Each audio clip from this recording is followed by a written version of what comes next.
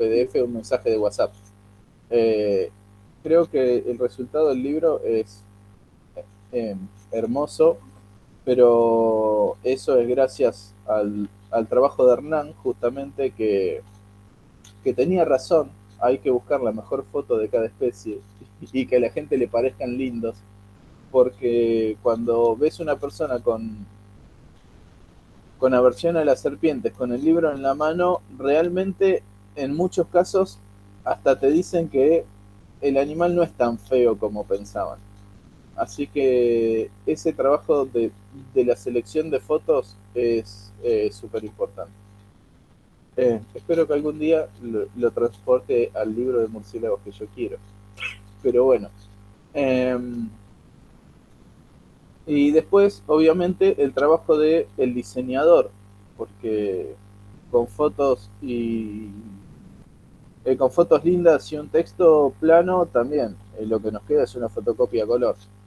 Pero bueno, sí es un trabajo realmente bastante lindo. Yo la verdad que estoy encantadísimo de, de haber formado parte de esto. Eh, Les voy a contar un poco entonces de lo que es el contenido. Eh, Creo que justo ahí hay un mensaje de que tengo que activar el Windows y está justo arriba de una de las fotos más lindas que tenemos, que es el el pastizal pampeano bien puro.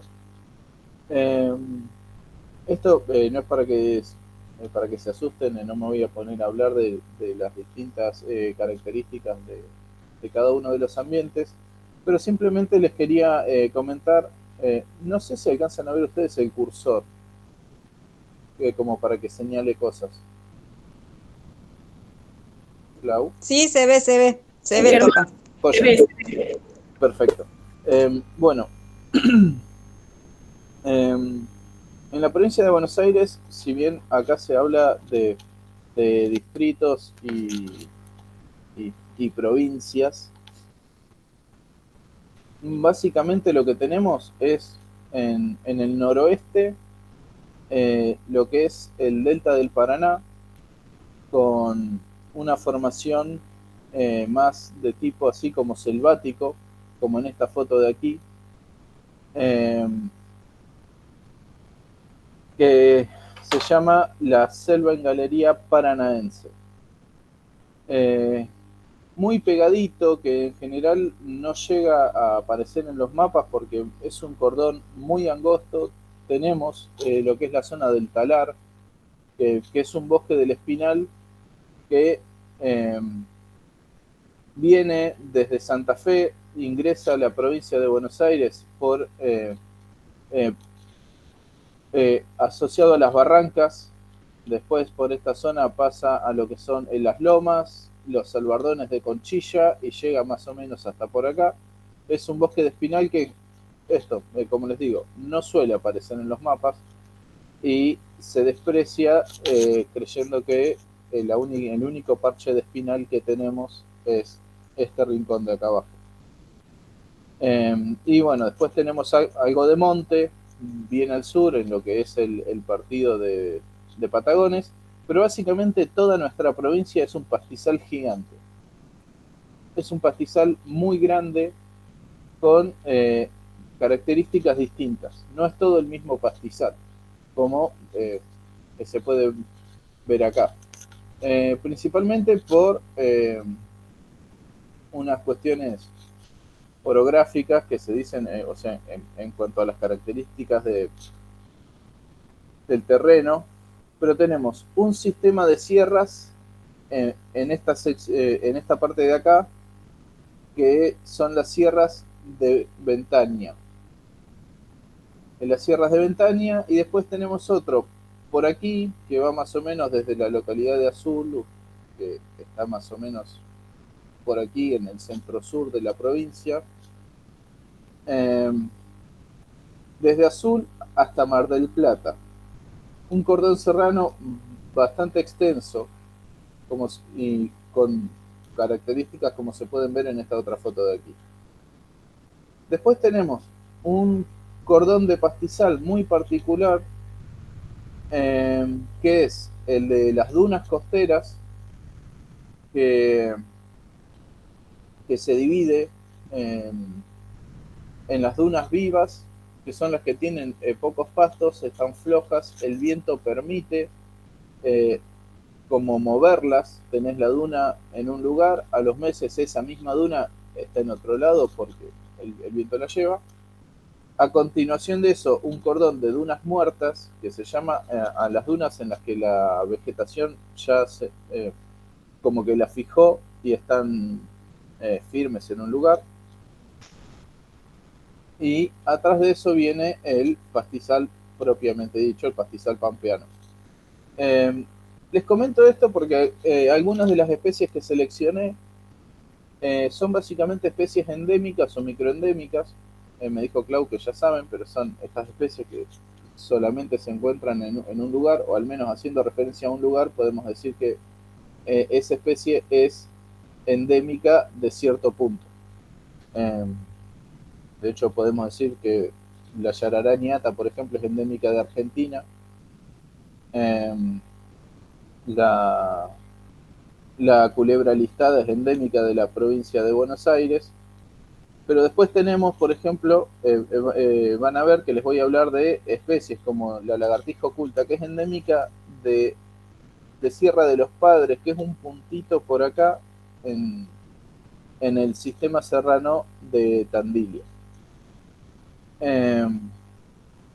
Asociado también a estas características de terreno es que van a venir las problemáticas de conservación de cada una de esas especies. Así que, bueno, las especies de reptiles de la provincia de Buenos Aires aparentemente son 67, lo cual es algo que siempre supimos que teníamos bastantes, pero al menos para los más jóvenes, cuando vimos el número total real, nos pareció un montón. De serpientes, como pueden ver aquí, tenemos 32 especies, entre culebras y lo que se denominan víboras, que son las que pueden llegar a tener un veneno que afecta al humano. Después, de lagartos y lagartijas tenemos 21 especies. Si le preguntan por lagartijas a las personas de la provincia de Buenos Aires, con suerte 2 de cada 10 le pueden decir que sí que hay, y si les identifican o si le pueden dar el nombre de 3, es un montón. La mayoría, más que el lagarto overo, no conoce nada. La gente de las sierras tiene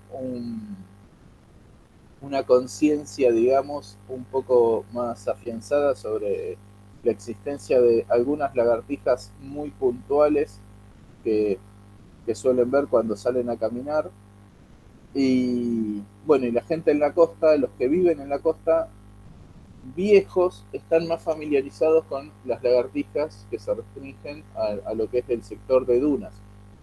Digo los más viejos porque, bueno, asociado a las problemáticas, ya prácticamente no se ven o hay que recorrer mucho. Con respecto a las anfisbenas, que las víboras ciegas, estas que llamamos, o víboras de 2 cabezas, tenemos únicamente 3 especies. No sé si les explicaron, pero bueno, ya este es un grupo que no pertenece ni a las serpientes ni a los lagartos. Están ahí en un punto un poco confuso.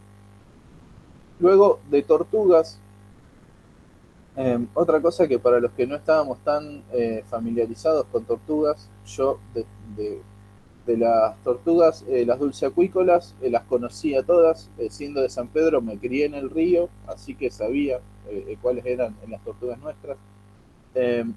La terrestre hay una sola especie, pero tortugas marinas aparentemente tenemos 5. O al menos hay registros en provincia de Buenos Aires de 5 especies de tortugas de las marinas. Esto no quiere decir que sean especies que estén siempre acá en Buenos Aires, sino que Eh, Llegan en momentos particulares, generalmente son los juveniles de algunas especies que exploran hacia estos lados, o que vengan en momentos puntuales a buscar algo de comida, pero no se reproducen acá ni nada. Aún así, Buenos Aires de repente es la provincia con más especies de tortugas en el país, algo que al menos a nosotros como que nos llamaba mu- eh, eh, mucho la atención. Después, dos especies de yacarés. Eh, Ahora, más adelante, les voy a hablar un poco de eso, porque son de las especies que seleccioné. Porque el yacaré en realidad no se lo suele considerar como una especie con distribución en provincia de Buenos Aires. Pero bueno, no me quiero adelantar a eso. De todas estas 67 especies, hay 15 que se comparten con la provincia de Santa Fe. Eh, Entre ellas se encuentran justamente los yacarés, varias de las serpientes y eh, algunas especies de lagartijas, pero que no son más de 4. Eh, bueno, principalmente el lagarto vero, la lagartija verde y, el, y, y la lagartija negra, el Cercosaurus craver, sí que es una lagartijita bastante chiquitita que suele andar eh, entre los árboles. Y bueno, con respecto a las anfibianas, creo que las 3 especies que tenemos en provincia de Buenos Aires están también en Santa Fe.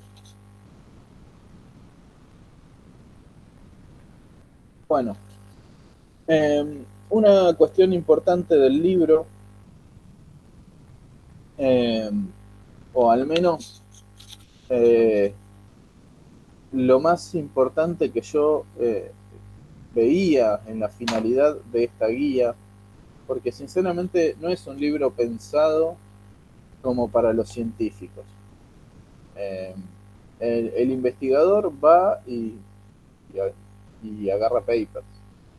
Eh, es raro que vayan a buscar información en una guía de este tipo. Eh, es una guía más pensada en el observador común, en el naturalista aficionado, eh, en, en las personas que quieren empezar a conocer qué son todos esos bichos que tienen cerca, o que cuando viaja a hacer turismo a algún lado pueda llegar a identificar o a familiarizarse con el animal que se cruza. Este, bueno, incluso hasta con los que encuentran atropellados en la ruta, ¿no? Son animales que suelen sufrir bastante el tema de los atropellamientos. Eh, eh, pero bueno, por eso acá también puse esta foto que está en el libro y es una de las que más me gusta.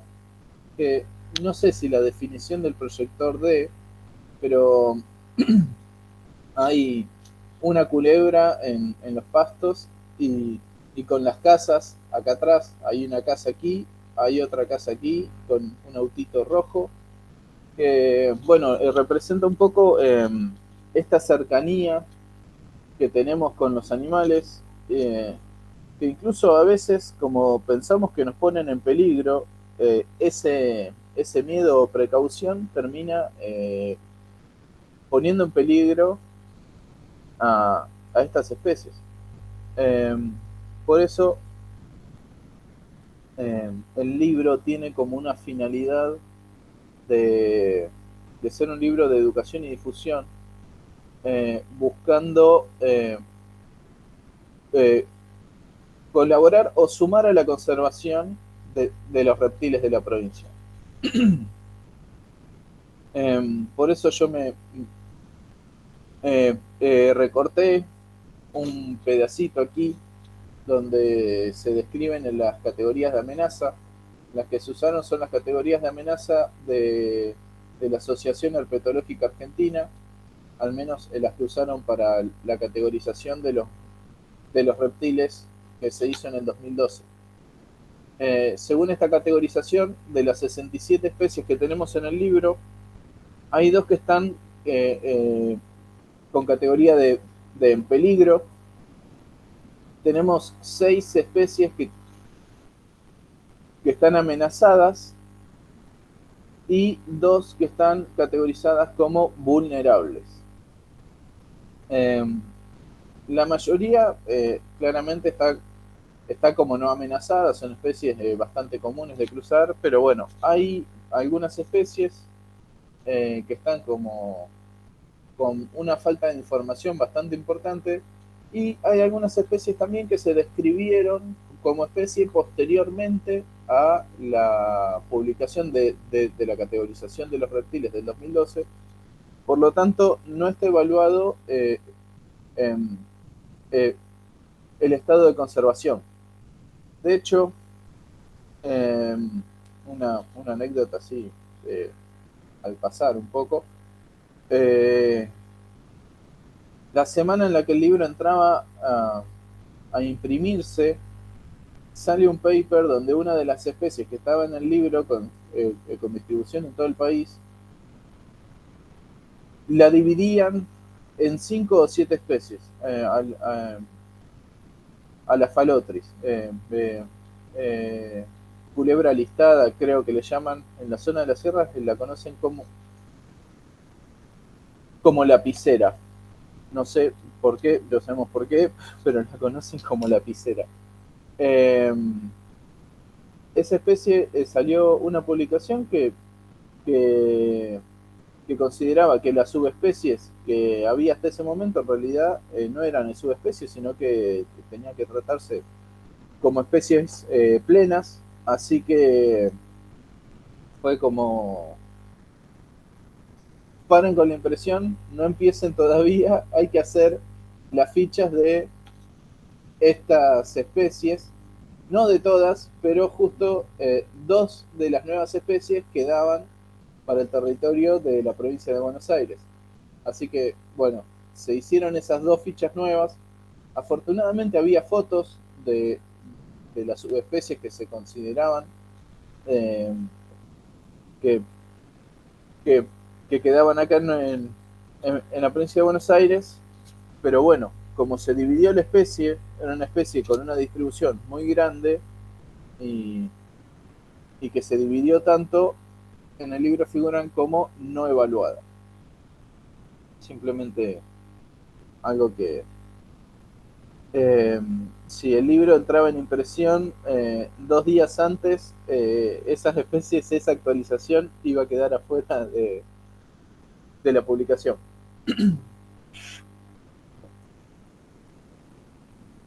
Bueno, aquí lo que hice fue básicamente hacer una selección de las especies que más me llaman la atención, o por distintos motivos, algunas por ser endemismos o algunas otras por otras cuestiones un poco más particulares, o algunas simplemente por el estado de conservación que tienen. Aunque bueno, justamente los endemismos, por ser endemismos, por estar restringidos a una distribución muy acotada, muchas veces esa distribución y su existencia en sí,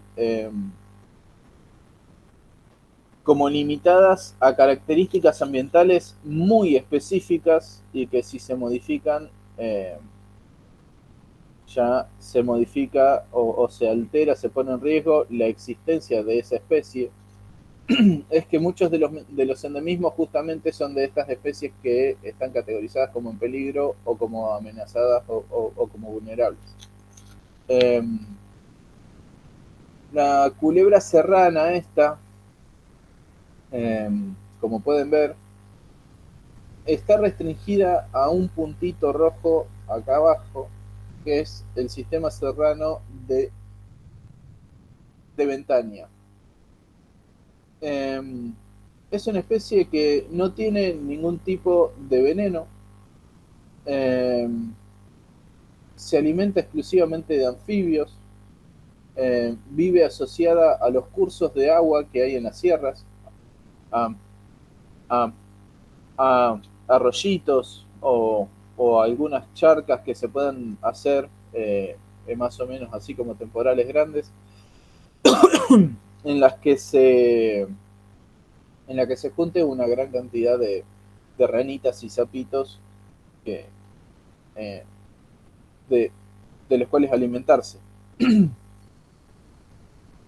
Esta especie, eh, uno de sus problemas de conservación están asociados a la alteración de de los pastizales que hay en las sierras. Principalmente alteraciones que se dan como para la producción agrícola. Disculpen. Eh, esa alteración eh, lleva a que cada campo de cultivo reduzca un poco el hábitat de esta especie. Así que eso asociado a forestaciones que se dan en todas las zonas en las serranas, que ya voy a hablar un poco más de eso en otras especies, pero en cada sierra los argentinos hemos tratado de poner pinos, eh, creyendo que tornan el ambiente más lindo y más alpino, eh, pero justamente eso es lo que pone en riesgo a muchas de nuestras especies. Una cuestión también con esta especie es que suele acercarse mucho a las casas y la gente obviamente le tiene miedo. Así que muchas han caído abajo de un machetazo o un balazo. La culebra verde listada, también una especie típica, típica de los pastizales. Esta ya tiene una distribución mucho más extensa. Llega a Brasil, a Paraguay, a Uruguay, eh, pero con poblaciones muy puntuales en relictos de pastizales con, eh, con un estado de conservación importante. No están en un pastizal cualquiera. Son especies que se encuentran en pastizales muy específicos. Eh, Eso, lamentablemente, cualquier alteración mínima eh, hace que esta especie, a pesar de estar en 4 países, eh, se la considere bajo el estado de conservación de, de,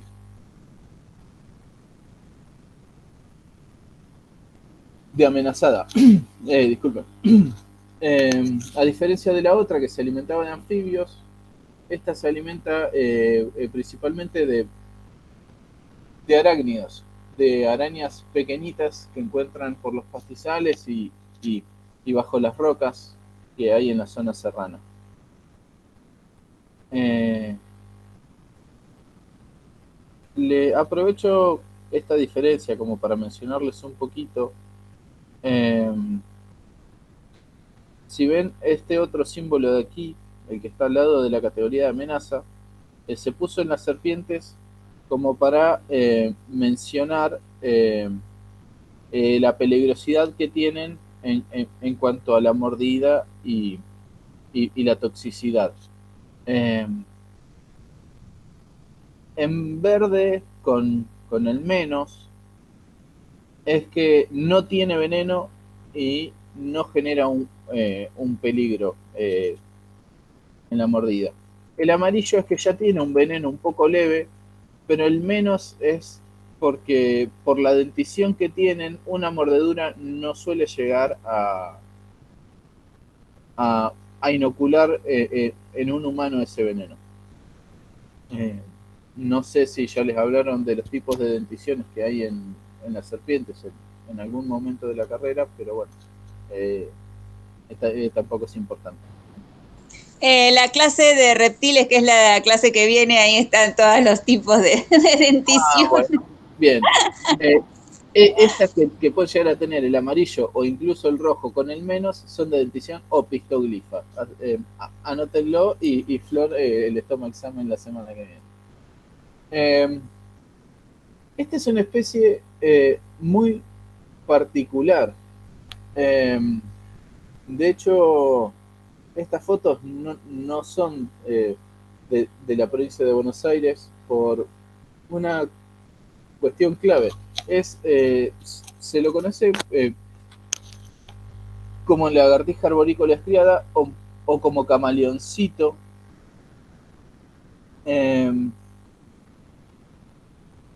Es una especie que tiene un registro único en la provincia de Buenos Aires.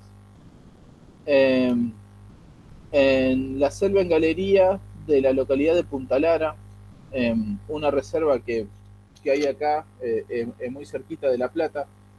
Si alguno tiene el mapa en la cabeza, casi seguro que no, pero por las dudas digo, este punto acá está mal puesto. Yo las capturas las tomé del libro antes de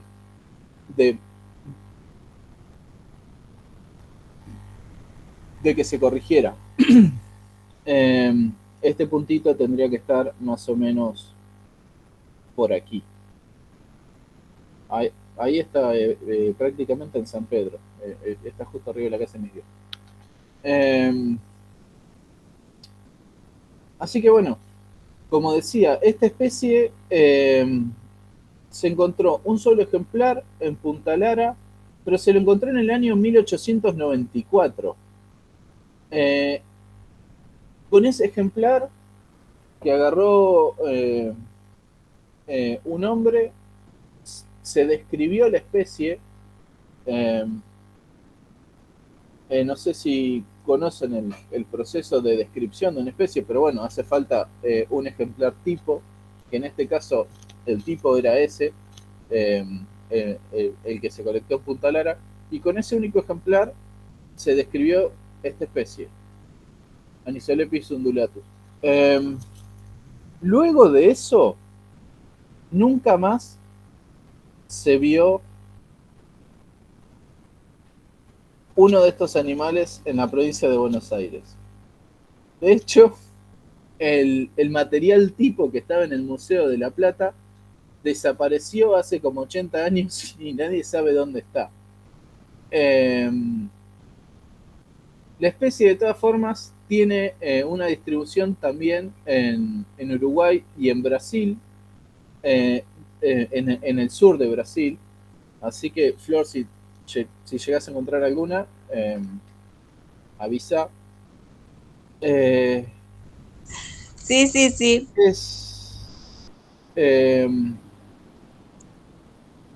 Tengo entendido que en Uruguay ya le han encontrado un poco la cuestión de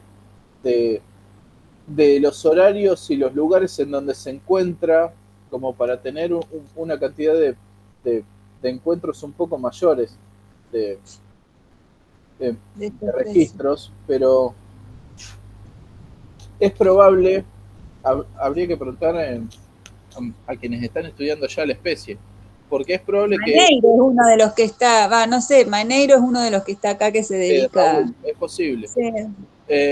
Porque es una especie que casi seguro que sigue en la provincia de Buenos Aires, pero es de hábitos arborícolas y nocturnos. Así que salir de noche por la selva en galería de Punta Lara es algo que hace poca gente.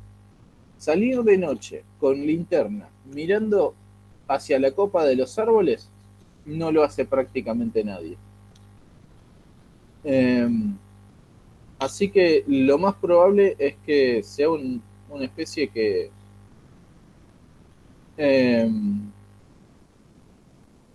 siga aquí en la provincia, y con la única cuestión de que no se la busca realmente, no se hacen esfuerzos de búsqueda hace 100 años, 140 años ya, 130. Pero bueno, es súper simpática. Una característica que tiene es que no autotomiza la cola. ¿Vieron este comportamiento de, de los saurios que desprenden la punta de la cola ante una amenaza? En esta especie, por su característica por sus hábitos arborícolas, eh, tienen una cola prensil.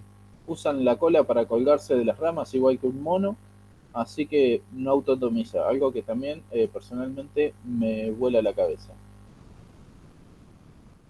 Eh, Después del lagarto vero, el iguana de cobre es eh, el saurio más grande de la provincia de Buenos Aires. Eh, y aún así es chiquito, ¿no? Es una cosa más o menos así. Creo que les puedo mostrar. Aguarden un cachito.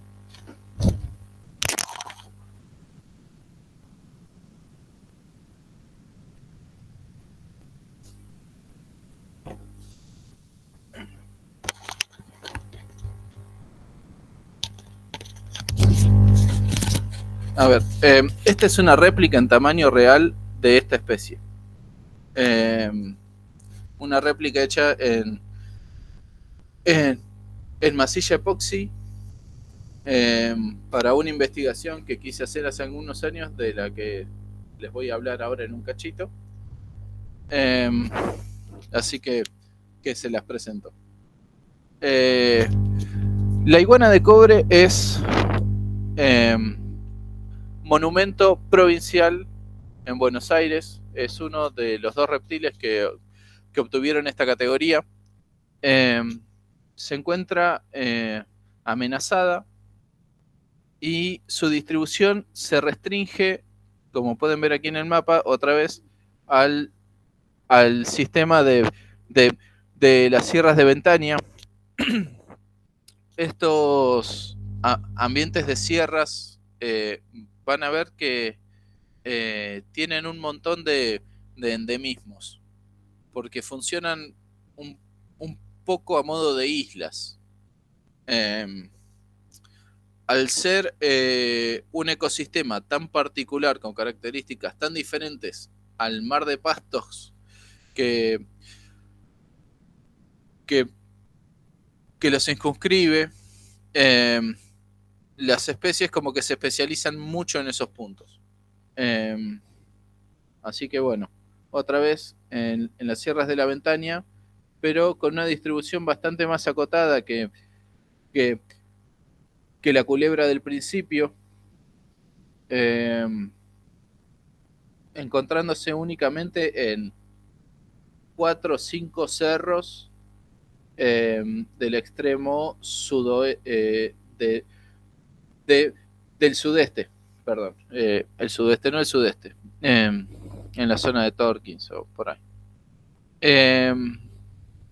Es una especie que se alimenta de caracoles, insectos, se mueve muy poco. Sinceramente, yo la he tenido al lado y no se van. Y hay muy pocas, hay muy pocos registros de esta especie. Y justamente uno de los inconvenientes que tiene es ese. Es una especie que no tiende a escaparse tan fácilmente.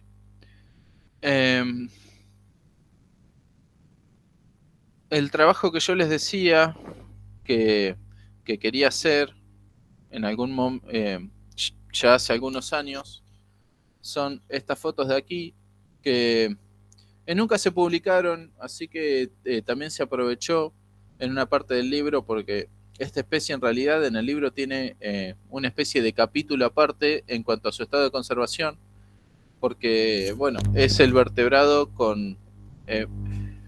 es el más amenazado de los vertebrados de la provincia de Buenos Aires. Ando con un poco de tos, parece. Bueno, los sistemas serranos y los pastizales en general, como les mencionaba antes, tienen una problemática muy importante que es el de las forestaciones exóticas. Todos aquellos árboles, principalmente pinos, que se plantaron y que hoy en día son incontrolables, son una amenaza bastante importante y de forma indirecta un poco. Bueno, tanto directa como indirecta. En lo directo, por una cuestión del reemplazo ambiental, ya los pastizales que estas especies, los que necesitan, prácticamente no existen y se va convirtiendo todo en bosque. Y, pero además hay muchas especies de aves, de, de las rapaces, que vieron influenciada eh, su, el rango de distribución eh, hacia los pastizales. A ver, a ver si me explico. Es como que hay un montón de rapaces que hoy tenemos en los pastizales que prácticamente son exóticas al ecosistema de pastizal, por más que sean especies típicas de, de, de la provincia. Eh, eh, las rapaces del pastizal son aves con especializaciones como para eso. Eh, la mayoría hace el nido en el suelo eh, y tiene comportamientos de cacería distintos a los de la mayoría de las rapaces, que en general están en una percha, en una rama, en un cable, y cuando ven que pasa algo, se tiran a agarrarlo. Eh, Ante la falta de estas forestaciones, las rapaces de pastizal, sea el caso del lechuzón de campo, los gavilanes, el planeador, el ceniciento, tienen alas muy largas, planean dando vueltas por un montón de tiempo arriba del pastizal.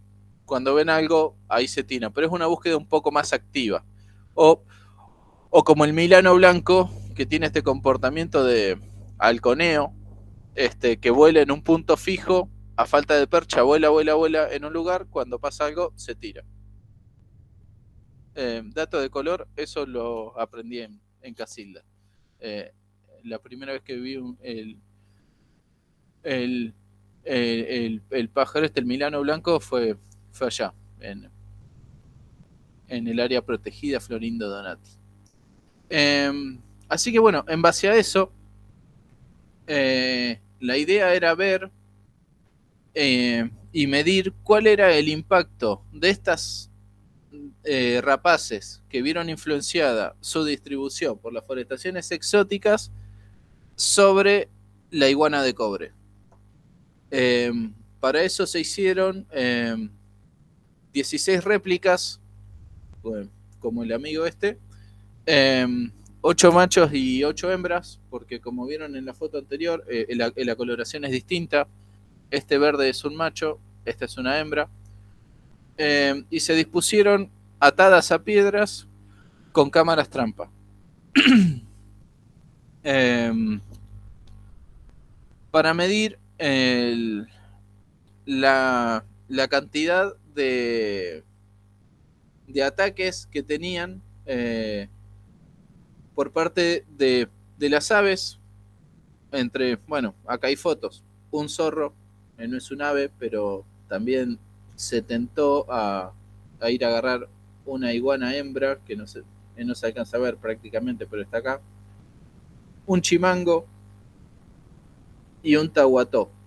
Acá, esta foto es fantástica. El tahuató tratando de llevarse el muñeco, pobre, sin ningún tipo de éxito. Y hasta desconcertado. Hay otra foto en la que el mismo bicho está parado ahí con una pata agarrando el muñeco de la cabeza, como diciendo que sin entender qué pasa, que está duro y como que no lo puede agarrar y levantar. Eh, Así que, bueno, poniendo muñecos con las cámaras trampas en lugares más acercados a las forestaciones y lugares más alejados de las forestaciones, pudimos comenzar a ver que efectivamente estos árboles son un problema, porque la cantidad de eventos de ataques sobre la iguana, sobre los muñecos, eran más cuando las forestaciones estaban cerca. Así que, bueno, un poquito de algo que hice alguna vez y que justo de casualidad como que quedó en el libro, en el capítulo que escriben Grilly y Fede Cacoliris. Otro microendemismo, en este caso una lagartija muy chiquita, es una cosita así. Como ven, en la categoría de conservación aparece como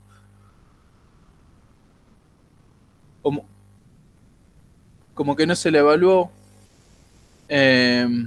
Esto es porque la especie se describe en el 2018, 6 años después de la última de las categorizaciones de reptiles que se publican. Y en este caso, el nombre de lagartija oculta viene por dos cuestiones.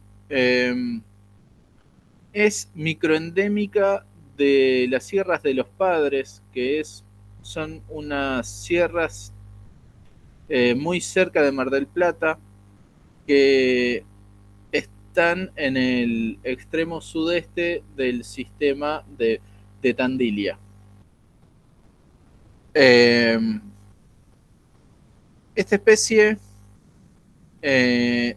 había algunas colectas en museo, algo de material durante muchos años. Algunos dicen un poco que el nombre de oculta se refiere justamente a que estaba ahí en el museo y como que no se la describía, como que se la pasaba por el lado y sin darle una mayor importancia. Pero también es una especie que otra postura, ¿no? A diferencia de las lagartijas en general, que suelen como pararse en un punto a tomar sol, como para calentarse cuando llega el mediodía, esta lo hace desde adentro de una grieta y bastante a la sombra. No es una especie que tienda a salir mucho a los lugares un poco más asoleados, digamos. Así que, bueno, esto es un microendemismo que se describió hace muy poco, bastante lindo y que, bueno, comparte las mismas amenazas que esta otra, la lagartija de Tandilia, que ocupa prácticamente el mismo ambiente, es exactamente el mismo ambiente, en los pastizales, en los roquedales, en las sierras de Tandilia. Esta, ahora sí, con una distribución bastante más amplia, se la encuentra en distintos puntos a lo largo de todo el sistema, desde Azul hasta Sierra de los Padres. Son especies prácticamente iguales. De hecho, es posible que cuando la vieran en el campo durante mucho tiempo, la confundiesen con ejemplares de esta misma especie. En cuanto a las problemáticas de conservación de esta especie, básicamente lo que son las sierras en la provincia de Buenos Aires, mucho como que se las explotan en minería, así que hay sierras que desaparecieron, desaparecieron, se convirtieron en cemento y y están formando parte de casas en distintas partes del país. Después, Germán. Y sí, también, ¿sabes qué? El avance de las cabañas, por el avance de las construcciones para el turismo, ¿no? sí, mucho más que cabañas, sobre todo en la zona de Tandil, en la zona de Sierra de los Padres, los countries. ¿Los? Los countries. Ah, los countries, claro, los barrios privados. Los barrios privados se están comiendo mucha sierra. Claro. En Tandil es impresionante. Hay unos pastizales hermosos Sí, todavía en las sierras, y justo al lado hay unos barrios privados en nacimiento, en construcción. Sí. También, por suerte también hay, viste, está muy activa la población, hay una asamblea de conservación de la Sierra de Tandil que se mueve mucho, Sí, y sí. Pasa ha logrado detener algunas acciones antrópicas bastante. Algunas sí, otras no, pero bueno, como en toda lucha, ¿no? Sí. A veces se gana, a veces se pierde. Pero los countries, además de el restar bastante de la superficie con una casa, traen aparejados otros inconvenientes. La presión de predadores aumenta porque de repente todo el mundo en el country tiene perritos que los tienen sueltos, y bueno, la fauna cae en la quijada de muchas de esas mascotas. Y después que se mudan a un country, pero a pesar de que quieren estar más cerca de la naturaleza, como que esa naturaleza no les gusta tanto y quieren hacer una naturaleza que les guste un poco más, así que empiezan a plantar especies foráneas, que tanto árboles como herbáceas, que alteran el ecosistema. Y después, bueno, lo que pasa con los carpinchos acá en Nordelta, que lo habrán escuchado el año pasado, se mudan a un lugar más como natural, con una mayor cantidad de fauna alrededor, pero de repente la fauna les molesta. Y los reptiles lamentablemente no son tan agraciados como para que les tengan algo de aprecio, ¿no? Así que sí, además de las forestaciones y la minería en estas zonas de sierras, que bueno, en las zonas de sierras, y ahora cuando hable un poquito de lo que es el tema en las dunas también, las urbanizaciones están poniendo en riesgo a muchas de estas especies que son endemismos, así que están como más jugadas aún. Bueno, la lagartija de las dunas. Una especie que personalmente la conocí en el 2012 en un viaje que hice a la reserva de Mar Chiquita. Con el tiempo conocí a Cacoliris, que es el director mío de tesis. Él hizo su propia tesis con esta especie. Él fue el que me propuso después hacer el trabajo con la iguana de cobre, además de invitarme a participar de otros proyectos. Y ahora este año, como entré a trabajar en la provincia y por cuestiones de que no me podía ir a hacer campañas más lejos, porque si no había planteado un proyecto de tesis en la meseta de Somucura, en Río Negro, me empecé a trabajar con este bicho. De hecho, este fin de semana estuve en Centinela del Mar todo el fin de semana buscando una de estas lagartijas sin que aparezca ninguna.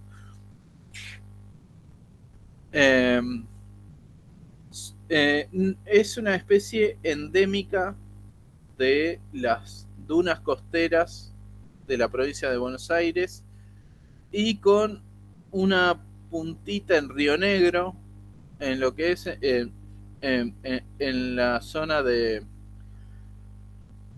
las grutas, en las grutas en Río Negro. Como ven, es una especie sumamente adaptada a este ecosistema. No sé si alcanzan a apreciar en las fotos, pero en esta que el bicho está un poco enterrado, se ve claramente que el lomo del bicho se pierde en la arena. Tiene en las escamas, no tiene como una coloración uniforme, salvo un par de manchas en la zona axilar, manchas negras que son constantes. Después el resto del cuerpo son escamitas, cada una de un color distinto, entre amarillito, anaranjadito, marroncito, negro, turquesa, imitando a la perfección el color de las arenas. Tiene un camuflaje impresionante. Después también es una especie con adaptaciones a enterrarse en esta arena y casi que al buceo en arena, porque para escaparse de los depredadores lo que hace es una carrera corta y hundirse, enterrarse, es como que pega un saltito y se sumerge en la arena y desaparece. Tiene estas quillas aquí en los ojos que son básicamente para que en esos momentos en los que se entierra no se le llene los ojos de arena.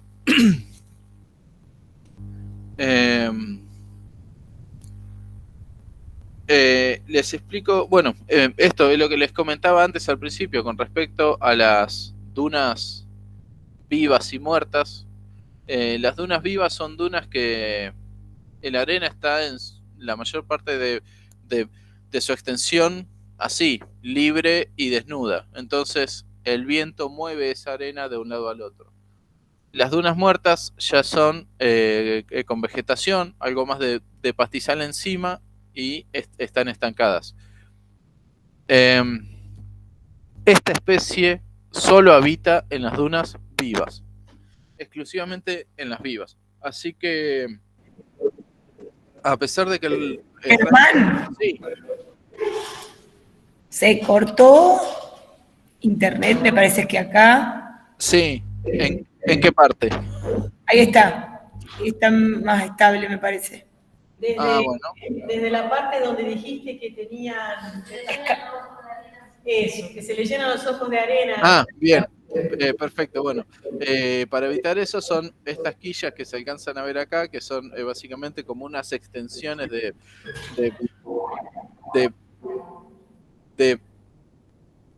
la frente, digamos, que protegen un poco. Después lo que decía era que había vuelto al tema de las dunas vivas y muertas que les hablaba al principio, cuando les hablé de los distintos ambientes, que, bueno, esta especie se restringe exclusivamente, un poco culpa de todas estas adaptaciones que tiene, a vivir en las dunas vivas. Las dunas muertas prácticamente no hay. Las dunas muertas ya tienen algo más de vegetación, un poco más de pastos, así que su posibilidad de correr y enterrarse ya es algo que no puede aprovechar al huir de un depredador, y su coloración ya no juega tanto en la capacidad de camuflaje si está en estas otras dunas. Sí. Perdón, no te escuchamos bien, no sé si es el micrófono. Yo el micrófono lo tengo igual que hoy. Sí. A ver. Bueno, y el internet mío está bien también. A ver. ¿Querés hablar? ¿Cómo? No, si querés hablar y te digo, a ver. Bueno, siguiendo el tema de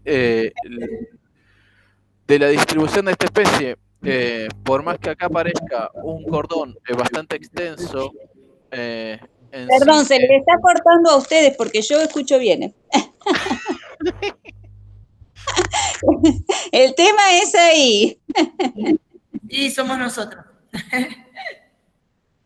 Bueno, gracias. Que paguen el internet.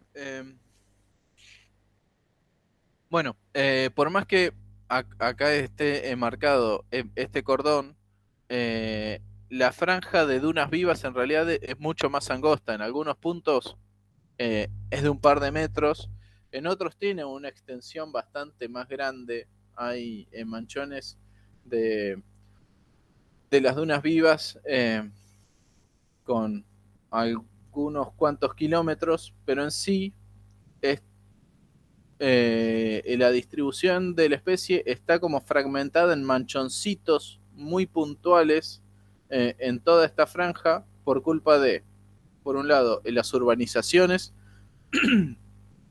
Muchas de las localidades costeras han construido casas prácticamente hasta el borde del mar. Donde no construyeron, generaron una pared de cemento como para que la marea no joda. Y eh, eh, con lo cual no hay dunas, ni vivas, ni muertas. Muchas otras localidades, gracias a un tipo que es el idolatra en la zona, que es Hessel, que aprendió a fijar dunas para poder agarrar y construir ahí. eh, los árboles que introdujo Hessel, las especies forestales que él trajo, se están comiendo todas las dunas de la provincia. Después puedo agarrar el Google Earth y mostrarles un poco como para que entiendan a lo que voy. A ver.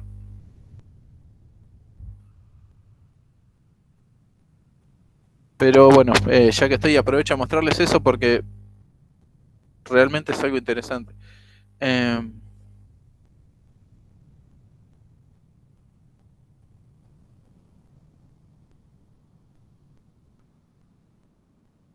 Fíjense acá en el mapa lo que es un poco más amarillito, clarito, es lo que se puede ver de,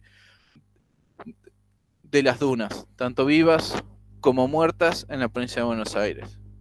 Es un cordón ínfimo. Ya después en este lugar, la verdad que no sé cómo hace la especie como para sobrevivir. Ahí, me fui a Uruguay.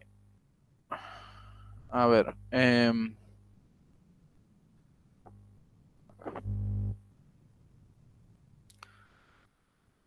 Fíjense estos manchones verdes de forestación. Es a lo que me refiero con que se come completamente todo el ecosistema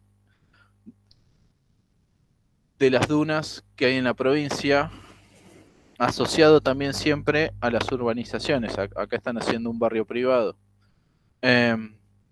Las dunas vivas son esto que se ve así, como que ven arena con las ondas típicas que le da el viento al llevarlas de un lado al otro. Pero todo el ambiente que utiliza la especie, fíjense acá, las dunas no existen, la ciudad se las comió por completo. Ahí queda algo de playa, pero que no son dunas. Todas esas amenazas son las que ponen completamente en jaque a esta especie. A ver si el proyecto de tesis mío actualmente, ya como para hablarles un poco de eso también, aprovecho a mecharlo,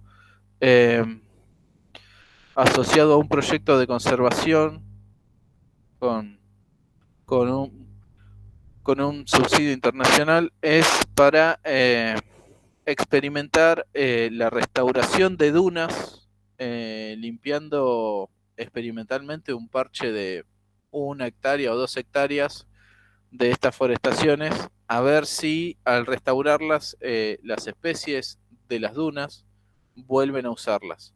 Pero ven esto, acá había dunas actualmente muertas, ven como tiene un poco más de verde encima, y están coartadas por toda esta forestación. Así que bueno, mi problemática a atacar hoy en día es eso, que lo quiero hacer en Mar Chiquita, en una reserva de la provincia de Buenos Aires que está bastante cerquita de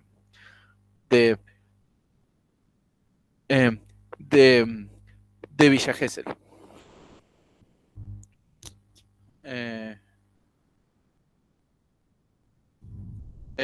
Por ahí puede llegar a sonar un poco drástico el tener que sacar hectáreas y hectáreas de árboles, pero es un desierto verde que solamente está compuesto por una o dos especies de árboles. En ese lugar es una especie de acacia introducida y pinos. Germán, sí. Digamos, sonará drástico, pero lo que suena además es muy improbable, porque que las autoridades se avengan a tomar una decisión de esas características. Sí, sí, totalmente. Imagínate, con los bosques que están tan internalizados dentro de la opinión pública respecto a que yo creo que la educación ambiental de la década del 90 arruinó bastante la cabeza de la gente. Se enfocó mucho en hacer creer y en enseñar que los árboles son importantes, pero sin enfocarse en que los árboles también pueden llegar a ser un problema y que no son los únicos que generan oxígeno, porque los pastizales, incluyendo los pastizales en la zona de sierras, también son importantes en la fijación de dióxido de carbono. Sin hablar de que los árboles no se le ponen a la altura a las algas, pero ni en pedo. Y que cada ecosistema cumple también un rol importante. Hay un ciclo de la arena asociado a las dunas. El mar trae arena a un punto, el viento se la lleva a otro lado, el mar la junta allá y la vuelve a tirar acá. Y hoy en día se ve, gracias a las barreras que generaron tanto las forestaciones como las urbanizaciones, que hay playas históricas que hoy no tienen arena, justamente porque se coartó este ciclo. Pero interesante lo que comentás. No lo había tenido en cuenta. Muy interesante lo que comentás del ciclo de arena, que claro, es que sí, de hecho hay lugares en los que vemos que las forestaciones son tan altas que la duna, el viento y el mar van acumulando arena en una duna que termina siendo tan alta como los árboles, porque la forestación genera como una pared que impide el paso del viento hacia el otro lado, ¿no? Entonces se acumula arena, se acumula arena, se acumula arena en un solo lugar, claro. En un solo lugar. Esa arena después se cae arriba de los árboles y los empieza a tapar. Y cae arena, cae arena, cae arena, y así, pero queda la arena siempre amontonada en un solo lugar, mientras en otros puntos hay playas que no tienen arena. Esa playa que no tiene arena, al mismo tiempo dejan de ser hábitat para esta especie. Así que le estamos pegando por todos lados. Sí, tal cual. Y tan linda que es. Es hermosa. También, al igual que la iguana de cobre, la lagartija de las dunas se declaró como monumento provincial en Buenos Aires en el año 2017. Por lo tanto, tiene un guardaparque a cargo. Es como que la especie en sí es un área protegida. La verdad que cuando aprobaron ese proyecto, los legisladores no sabían lo que estaban haciendo, porque con eso, hoy en día, con esa declaración de monumento, hoy en día, todas las zonas en las que está esta especie, se las puede llegar a considerar como una reserva, simplemente porque son el hábitat de la lagartija de mierda esta que podría llegar a llamar un político. Germán, ojo con los epíctetos porque estamos grabando la charla y la vamos a dejar disponible como material de estudio, así que... La pucha. Bueno, sigo. Tenemos un geco, que es el geco de Williams, un nombre que los autores le pusieron justamente en honor a Jorge Williams, que aparece como el primer autor de la guía, que también está restringido a los 2 sistemas serranos. Esta vez, en este caso, está restringido tanto a Ventania como a Tandilia. No en todo el cordón de Tandilia, sino al menos a un fragmento. Y de esta especie, en realidad, si bien es el único geco nativo de la provincia, también lo puse como para hablar un poquito relacionado a esta otra especie, porque la guía también incluye las especies exóticas.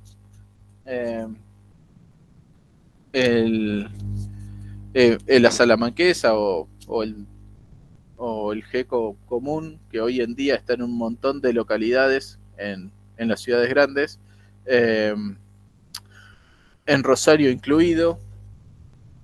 Es una especie nativa de Europa, norte de África, que gracias a los barcos mercantes llegó a todo el mundo. Y si bien hay muchas campañas en internet, en las redes sociales, que tratan de convencer a la gente de que no las mate y las proteja, es una especie que puede llegar a ocasionar algunos conflictos. Tiene una capacidad invasiva muy importante. De hecho, este mapa está mal. Hoy en día ya tiene registros en un montón de puntitos en la provincia. 2 de esos puntos llegaron a Tandil. Nada, la gente arma un bolso, agarra una caja o prende el auto tiene uno de estos bichitos y ya ahí se van. Si es una hembra con huevos, de repente ya tenés 10, 12 bichos más.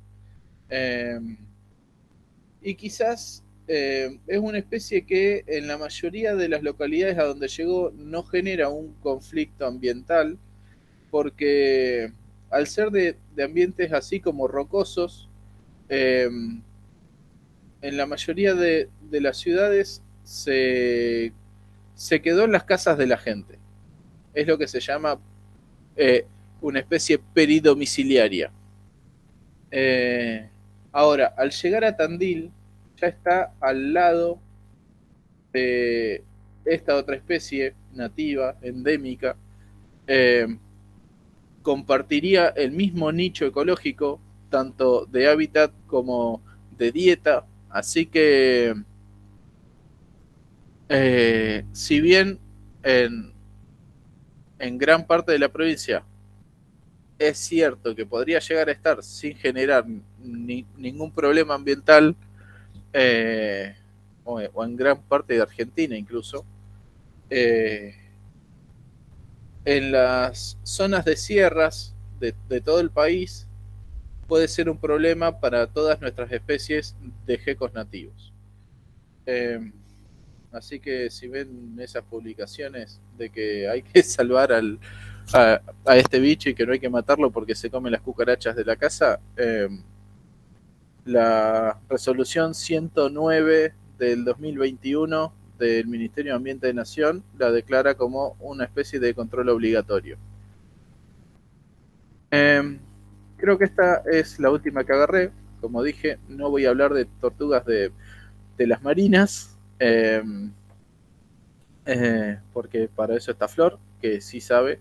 Yo de tortugas marinas no sé nada. Entre las tortugas de la provincia de Buenos Aires tenemos 3 de las dulceacuáticas con mucha presencia. Tenemos una especie exótica también, que es una especie de traquemis, la tortuga de orejas rojas, que al igual que este gecko genera un problema particular a otra especie nativa que es la tortuga de orejas anaranjadas. Pero bueno, además una especie que me pareció interesante mencionar es el de a la tortuga de tierra, tan difundida como mascota gracias a la comercialización que principalmente fue muy fuerte en los años 80. En la provincia de Buenos Aires prácticamente registros no hay hace mucho tiempo. Eh, se, se restringía a la zona del monte y el Espinal en la pata sur de la provincia.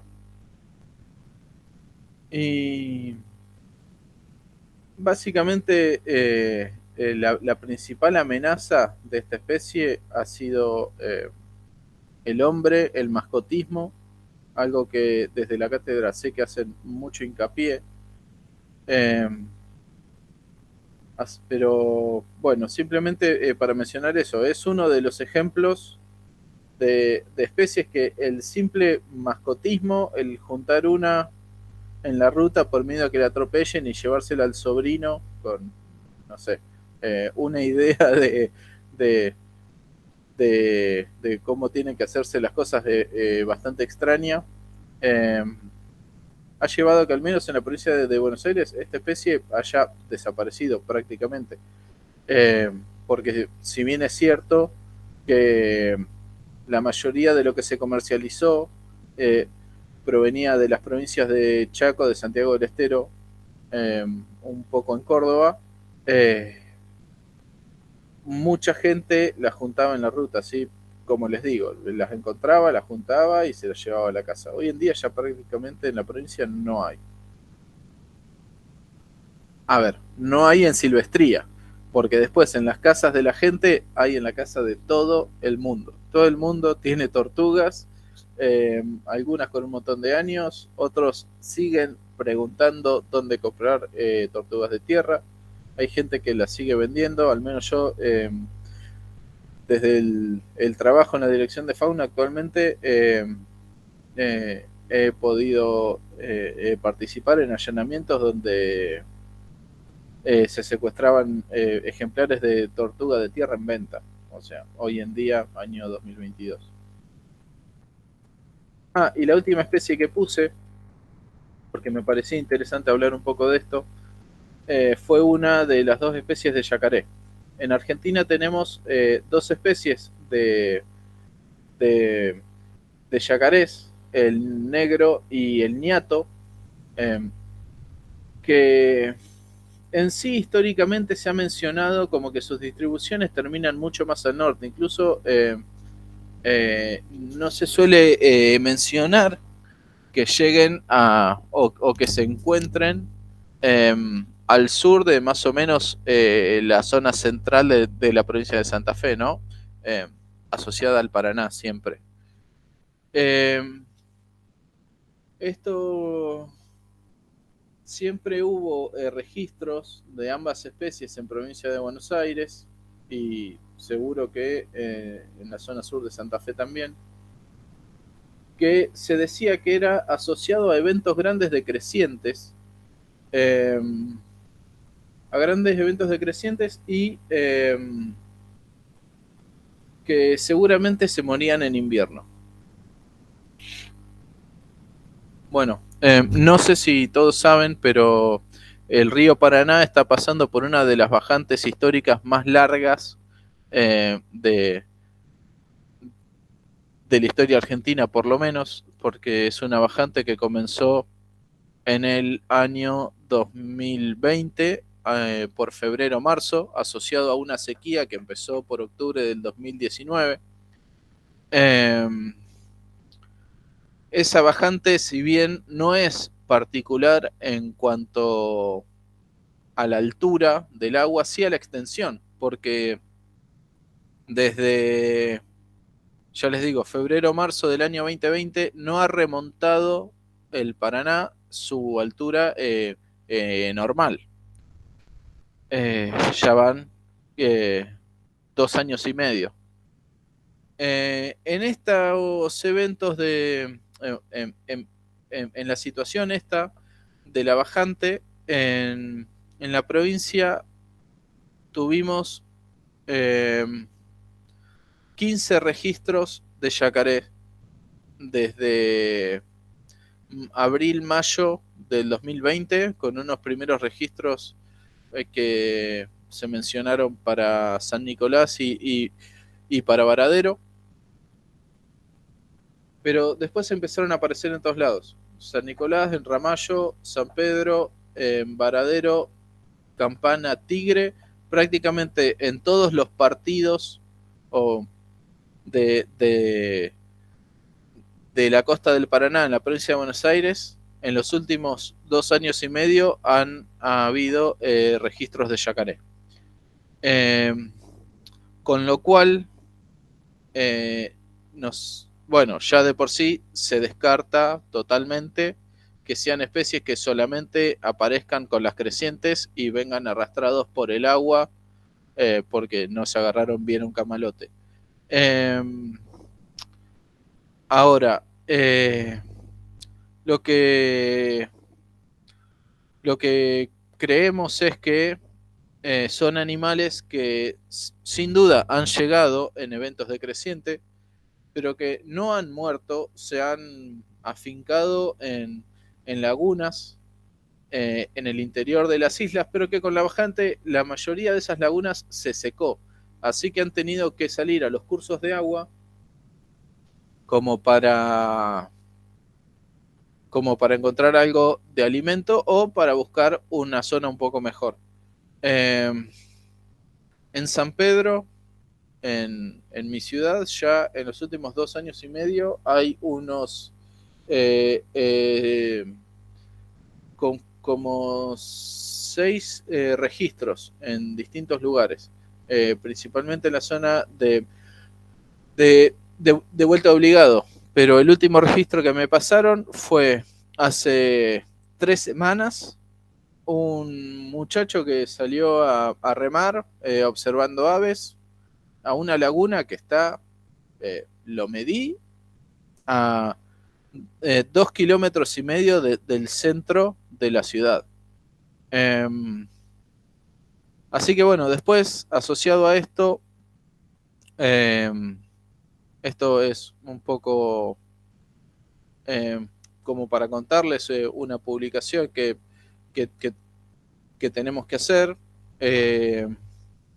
Uno de los ejemplares lo había capturado una familia que vivía en la isla porque le comía a los gansos, a los pichones de gansos. El bicho estaba ahí en un remanso, me pasaba el ganso con los pichones y les manoteaba alguno. Así que lo ataron con un poste, llamaron a prefectura llamó al guardaparque de vuelta de obligado en San Pedro, y como para llevárselo a un lugar. Así que sabíamos, gracias a una bióloga que anda mucho por las islas allá en el partido, que sale prácticamente de lunes a viernes, que había yacarés en la isla a la que ella iba. Así que bueno, se decidió que se lo mandara allá, a un punto en el que fue fácil hacerle un seguimiento al bicho, porque bueno, o sea, a los otros en los que había registro ya por la altura del agua estaba prácticamente inaccesible. Este quedó en un lugar bastante más a mano y se lo pudo seguir a lo largo de todo el 2021, que fue justamente un año con uno de los inviernos más fríos en los últimos 30 años, y el bicho en septiembre estaba vivo. Así que la cuestión térmica tampoco parece que sea un problema.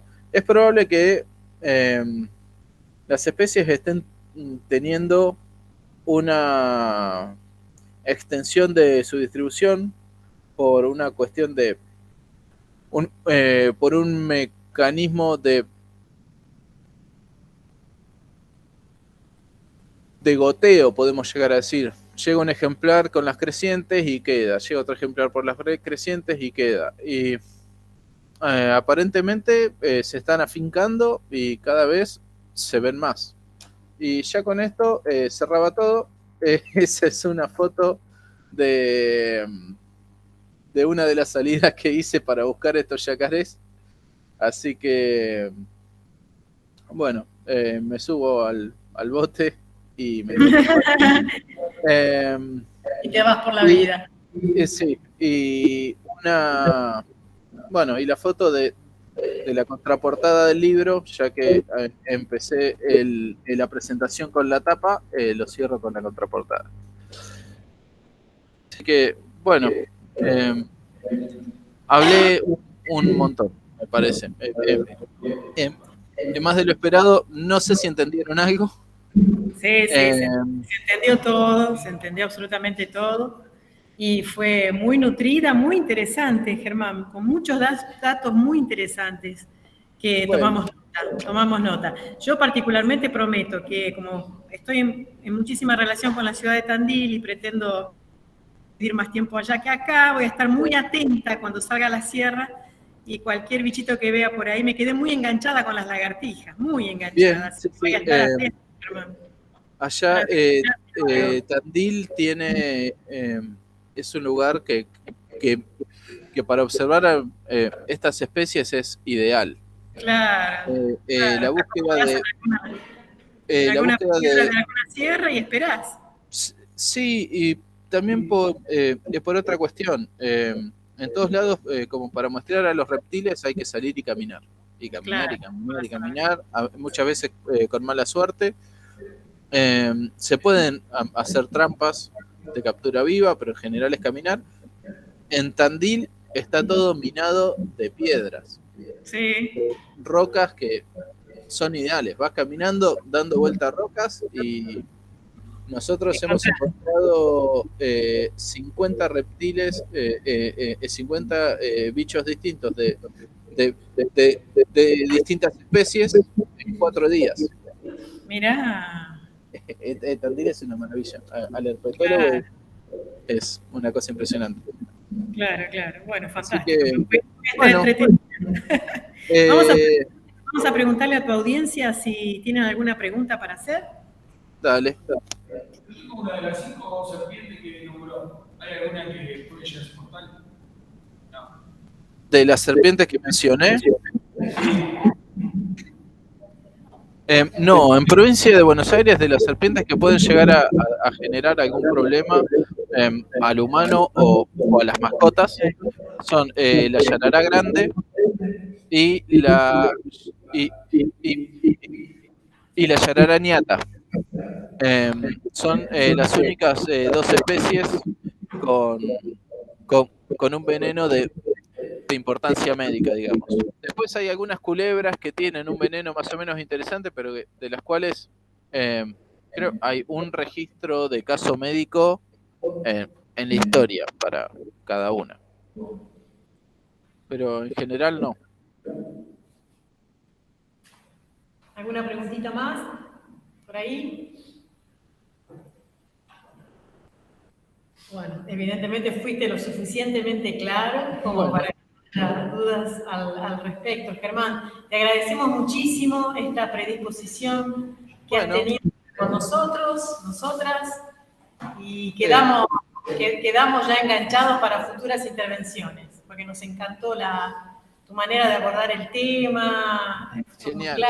Claro, la verdad que me parece un placer y una emoción y orgullo haberte tenido y haberte escuchado en esta mañana de octubre. Bueno, gracias. Yo la verdad que les agradezco muchísimo también porque más allá de esta charla, si terminé en la carrera que hice y si estoy en donde estoy es por todo el campo que en las salidas que hicimos a donde fuimos, al Hinojo con los muestreos que hicimos con Flor, en los últimos años, uno de los primeros trabajos de biólogo que tuve cobrando fueron en consultorías,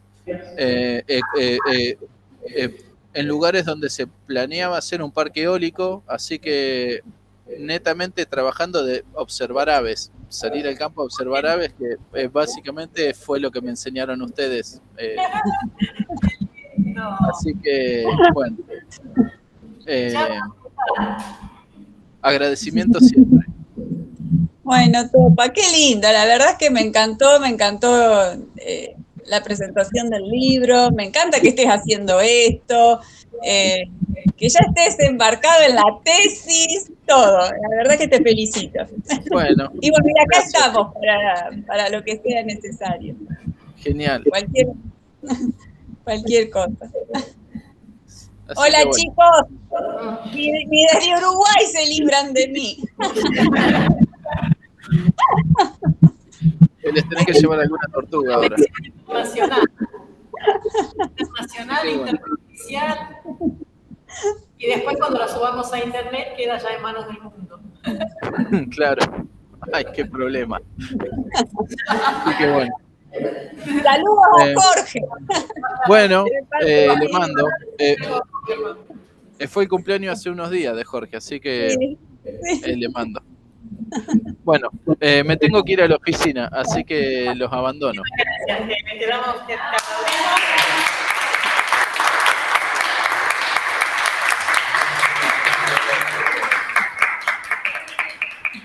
Bueno. Muchísimas gracias, hasta siempre. Bueno, nos vemos. Seguí así que venís bien, Topita querido. Gracias, muchas gracias. Chao, Tito. Chao. Bueno, vamos a parar, vamos a detener la grabación. Y ya que la tenemos a Flor a mano, le pregunto. Sí, ya que tenemos a Flor a mano. Abajo no. Le preguntamos a los chicos si